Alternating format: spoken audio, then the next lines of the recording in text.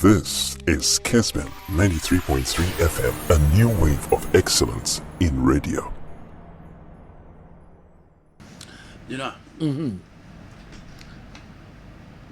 I honeymoon a for Daniel De Rossi.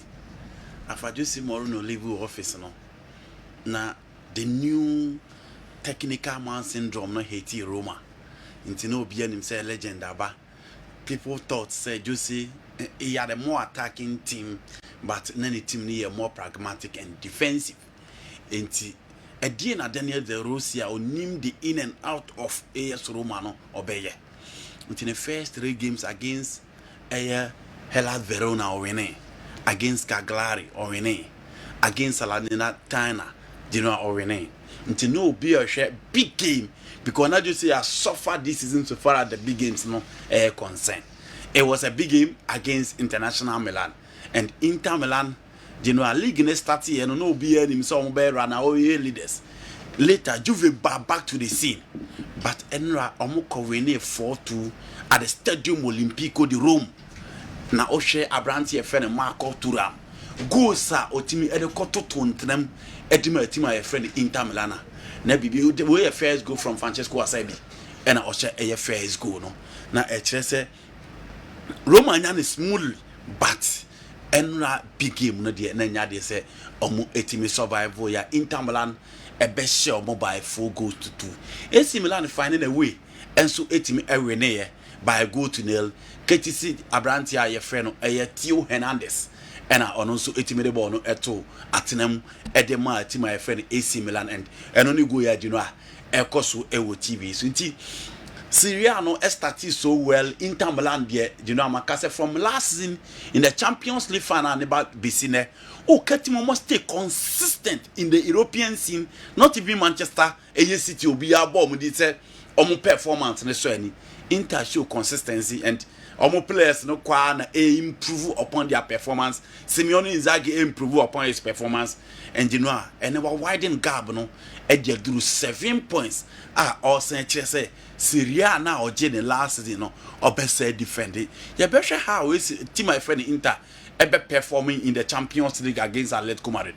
But in the Syria or Manchester, there's no way any team can stop them from winning the Syria. Girona ye Juma in the Spanish La Liga. Now Oshe how almost see turn teams to shredder. Now Oshe how and combine the Real Madrid first, especially a Madrid team without their centre backs Omobo Dani Carvajal and then Abrantia Yefen Olien Chomene as 2 centre backs. Now Oshe how and Katima Yefen Girona bisi a stretch omo no ma make sure say almost betimi awene na nyema timi akoyi the likes of Savio and Alex Garcia, Eric Garcia mo no be a head your betimi aye. But so only Real Madrid dey kwa kopo. Na so create space at the back. The more modi anete asembeto obi onim one kuto enim say ade aye esiuti ni mpempi no the 3-back system because so you have duty no ye adwuma but then I was a 4-back Juan Pedro, Eric Garcia, Gutierrez and then one kuto 4-back and over 4-back now open up now decides to end to end against Real Madrid. 3 boys from more attack now, on survival. And look at the first goal from Vinicius Junior. And look at the Trivela. Or the ball pass and my brand here friend Jude Bellingham. Baby, I know Gina. Or didn't pass in ye. Clearly, who say, look how much more now. Obono. Nemranti any baby the NFL. Look at that pass. Jude Bellingham, I made Jumana and Yakwa. And on the team the bonnet also. And you need to watch Vinicius Junior again. Our own survival against him, especially if you decide to be creative space, what you know more numbers for the line. So to stop Vinicius Junior from taking players on our own survival against him. In Tianyang was say upon game no, Nakala Ancelotti full of praises. I know they praise Vinicius Junior on the lines and check out the Rodrigo go as well. That is Vinicius Junior for you. And Jude Bellingham, Vinicius, Rodrigo, those guys in attack. Say betimi are working so well for team my friend Real Madrid. Unfortunately, na Girona phone to me nyahwe. Oma ho ode no, baby and ebeso na ne so ya. Betimi they concede those goals. Real Madrid are on fire. said yes who said Girona no move go toe to toe no Barcelona already they almost slept it into Omoda Kwem almost else struggles on meet me and this is Vinicius Junior again. You know Obesan Vinicius bill. Well you want go to a film and straight away Abranti Effendi Jude Bellingham Edebono and so etimi atwa trem right side of a opponent defense say Uchiana say Ushia Vinicius Junior then you need to create a certain overload. You need to create certain numbers just to make sure you stop the player. And yes, you find it very difficult to stop the youngster. You give it to Real Madrid for that performance now.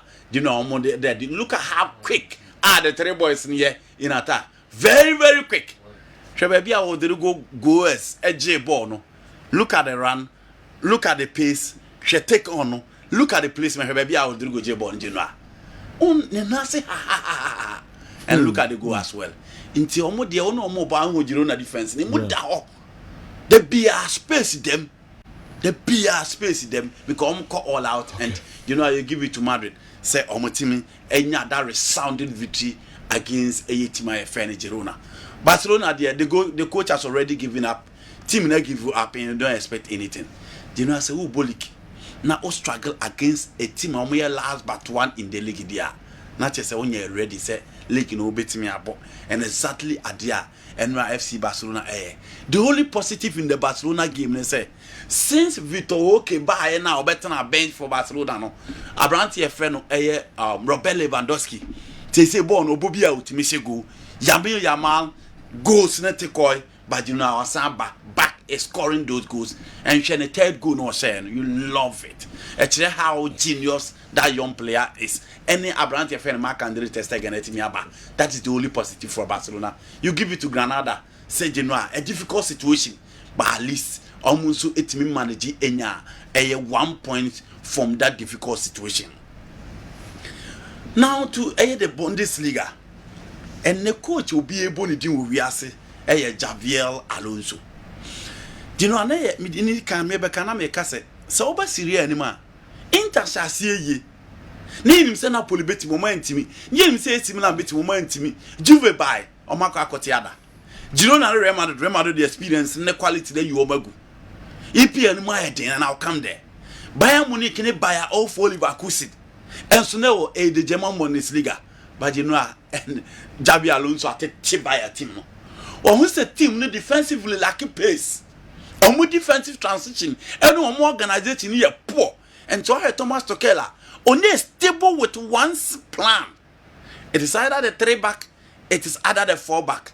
Until we know Kim Min Jae, Obo Eric Dyer at the center, and Obo Abrantia, you know, Obo Abrantia, Yefeni Dayo Pabicano, and so the right side, the 3-back, and Obo Mazurai, and then Sasha Boy, and midfield of Pavlovic, and then Leon Goretzka, and Oja Leroy saying more anymore, but you know, give it to a bio for Leverkusen in the back line.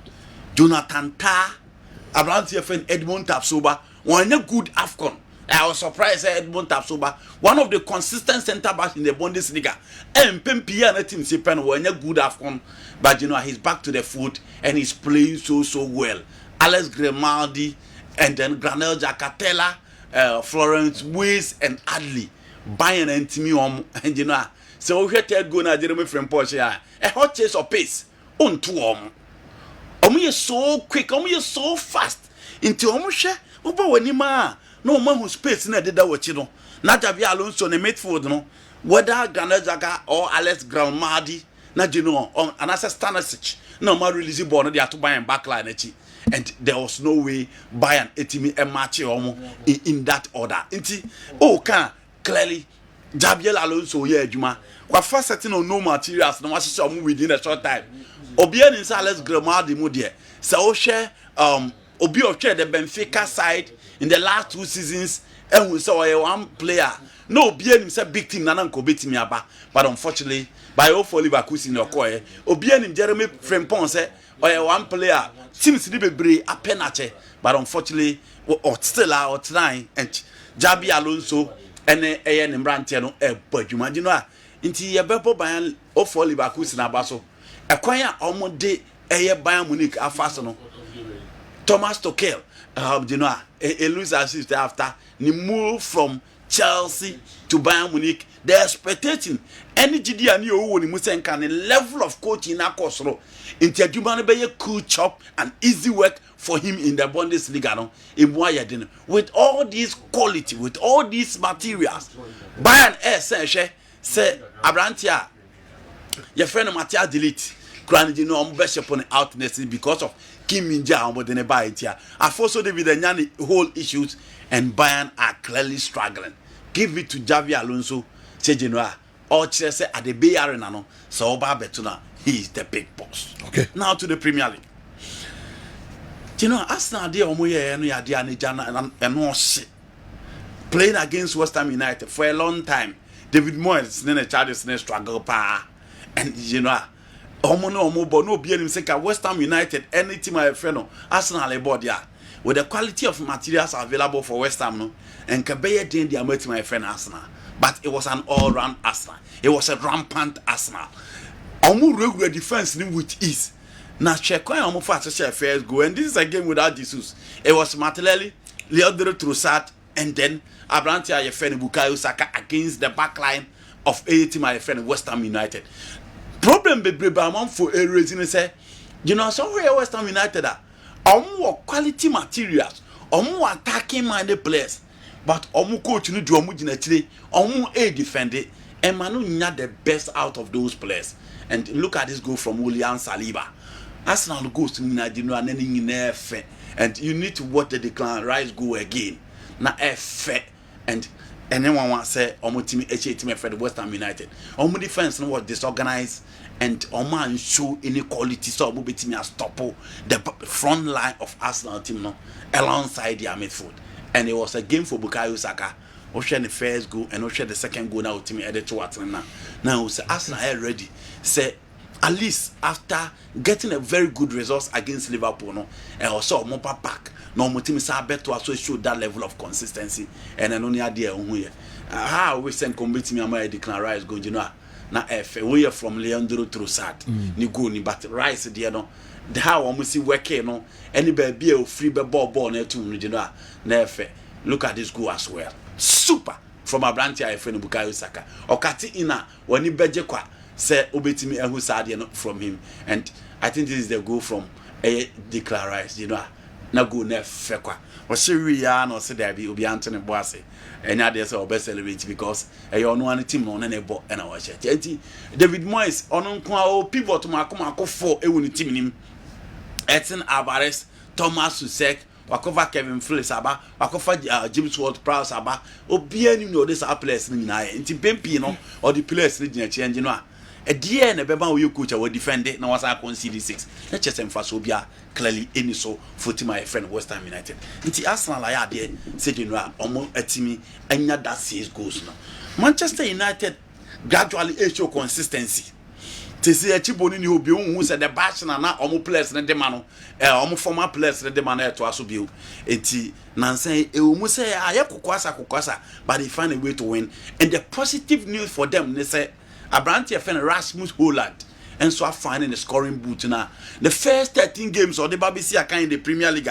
Then you man ko yem fama no na man fo bebrebe e bonnet na won timi nche goals ni general or finding a way gradually on so 8 etoton tena no edema team friend Manchester United and this is the first goal from Abrantia fan Rasmus Holland. Now but against Aston Villa ya bomb budi and on performance as so any this season but still Man United are finding a way to win. This after this goal, Douglas Lewis ebete card and was also the celebration of Douglas Lewis. Still, you know, and to me, Manchester United, Abrante Fen Scott McTominay, eba benya the second goal no for Tima your friend Manchester United. Into United gradually and Andy Onana 2-point excellent saves. And Odikipu Manchester United in a game and you know United are there say omonso etimi show consistency in their last 4 games. We go Abrante Fen Douglas Lewis said and look at the celebration you know na onso edema. That is it for the Premier League and you know and also and league so far at least yes say ebeba be 2-horse race. Madrid that team Inter Milan team Nice and Timi and Chelsea Paris Saint-Germain Bayern are still in the race. Bayern no for Liverpool na show mo there. But in the Premier League, it is Liverpool, it is Arsenal, it is Manchester City in that order, and I compete hoping said the no Bako everything at the league title. Okay. General, one surprising thing I am a European football, the Madrid team Ancelotti eligible this particular season. Me share everything about the team na I am a kakrapa. First of all, you go back to and feel said they moved smoothly from Karim Benzema reliance in so much. They also moved from Thibaut Courtois quickly, and I'm the Baby Trebukoy. But before that, they've moved from other certain players.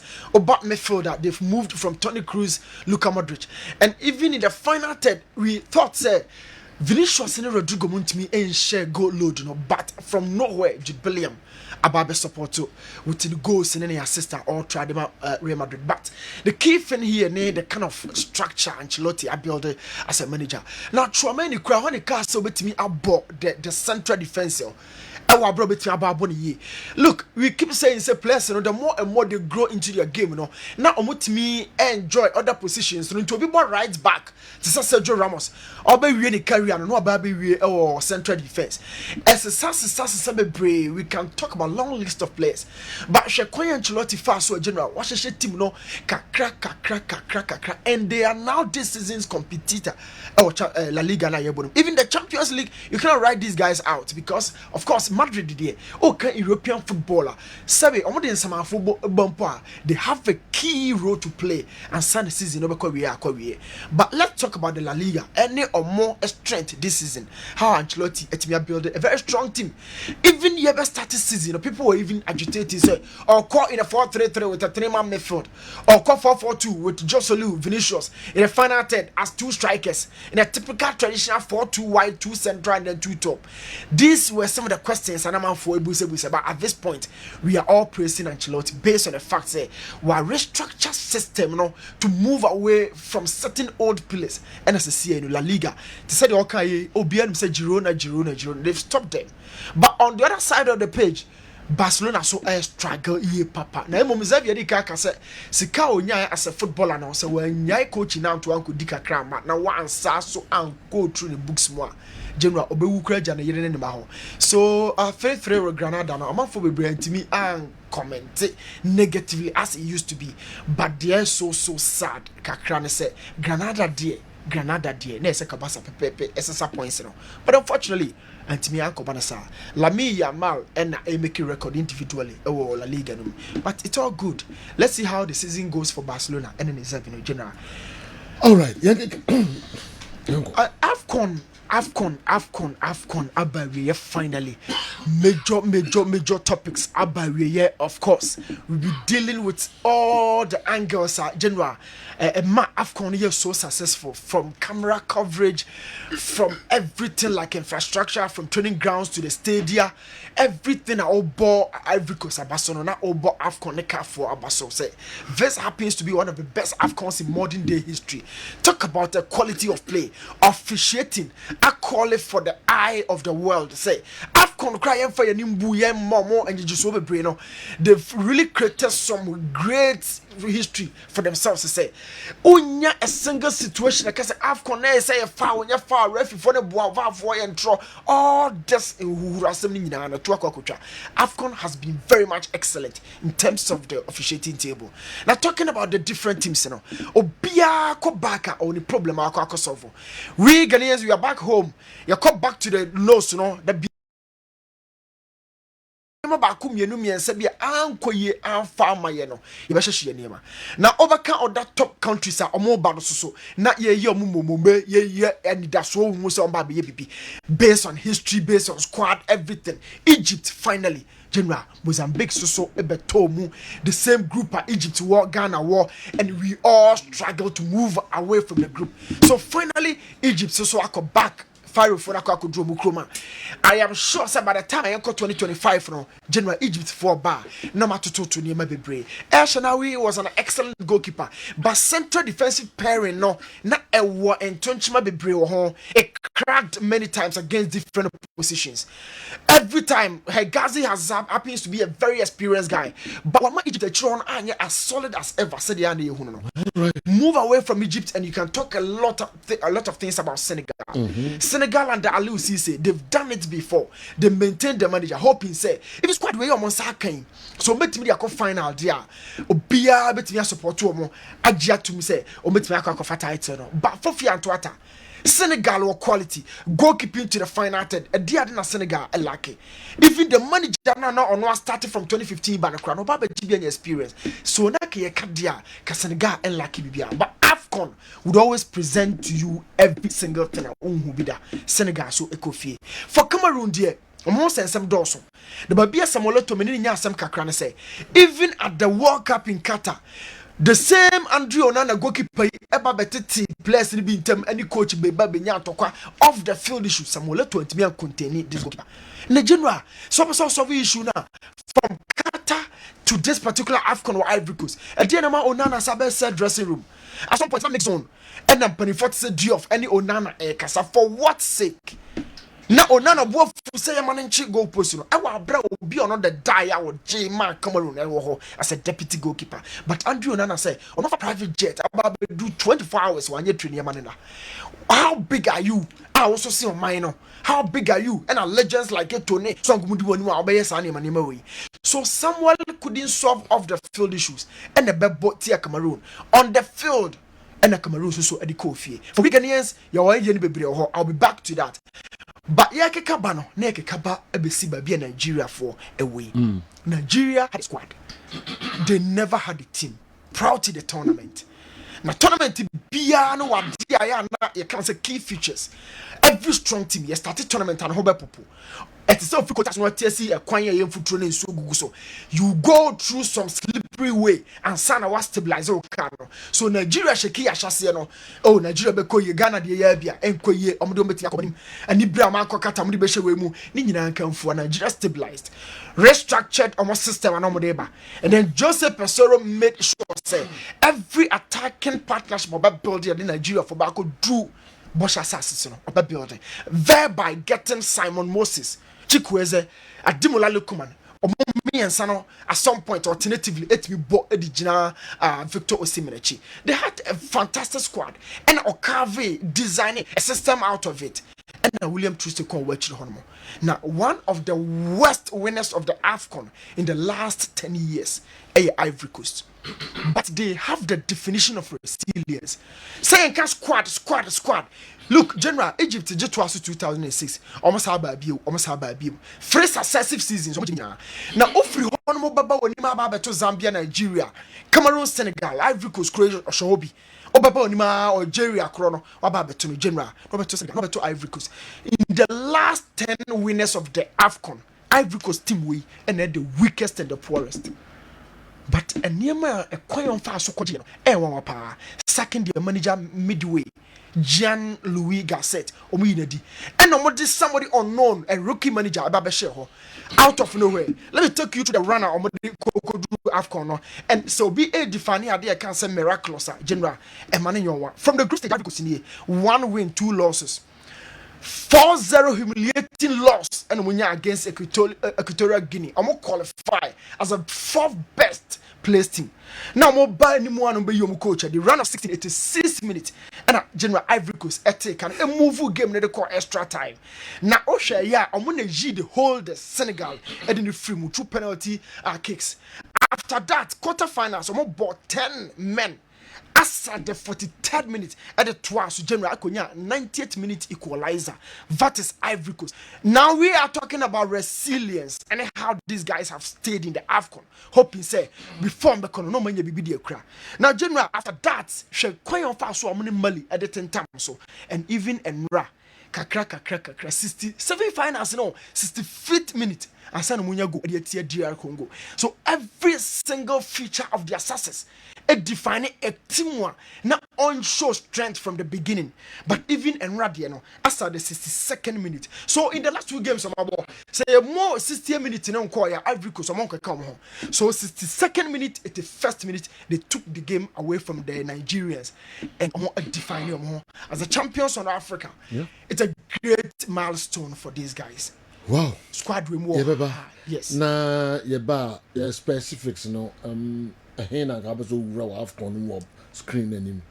Ade bi na yi Nigeria for free mo. Na o man timi and delay with sad the corona na e beto final no. Say across the ball ade aba Nigeria for boxing. The communication between defense and the goalkeeper na is so suspicious from day one. 2, second boss a free top boxing one. Oma ho keka e wo form so lethargic. It is opponent no quick, swifter. Second boss a share Nigeria pa and a floated boss so Nigeria. They got eliminated or probably the second through this little weaknesses or mind to me and repair. But general Ivory Coast we will talk about how we must start shape no come or board also and how our baby see okay. I'm my successful. No bisi eba say yeah discussion wo afcon nipa frame say me Musa and the KERM efa Côte d'Ivoire coach ana o ka say man fa adwuma no mano so jikura me fa adwuma no mano sa na o ka MS5 yeah MS5 yeah sa na o ka after so what jini nyina me fa adwuma no mano edruwa na so wase so anu aka won se so anu so anu acha kuntia won se sa wano no Jose Mourinho na ba yiri o Jose Mourinho din sem ka to bia e be no so na